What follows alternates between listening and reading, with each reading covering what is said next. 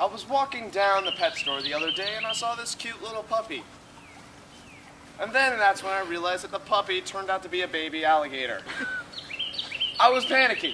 So what I did is I threw the alligator and it just happened to end up in the rabbit cage.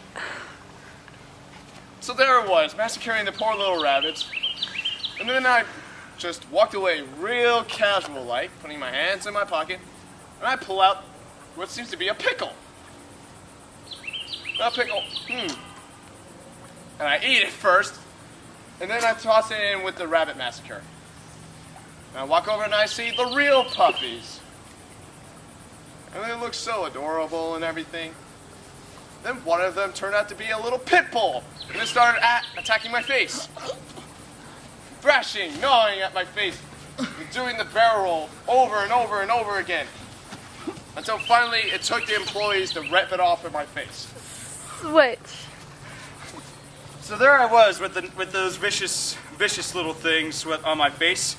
When all of a sudden I decided to use my first aid kit I conveniently keep in my pocket. I open it up and only realize there's one Band-Aid left. I realized I saved an old woman from a burning house earlier and used the whole rest of it. So I decided to call 911 since I had massive blood loss. And 911 kept putting me down. They didn't even answer once.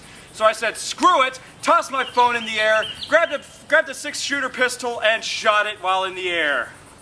So I go to the hospital, and all of a sudden I see the doctor. The doctor looks at me and says, it looks like you got beaten up by a pit bull or something. And I say, sir, you don't know the frickin' half of it. So he puts me on an operating table and decides, since my face is too mangled up to even repair, go ahead and put on a new face. Switch. So there I was. And he operated on my face, and it took roughly about 6 hours to reconstruct my face from the pit bull attack. And so when he was done, he said, there, good as new. It was then that I realized, I looked in the mirror, and I looked just like Glenn Beck. And I thought, there can't be two Glenn Becks here. What am I going to do? And I thought myself strategically.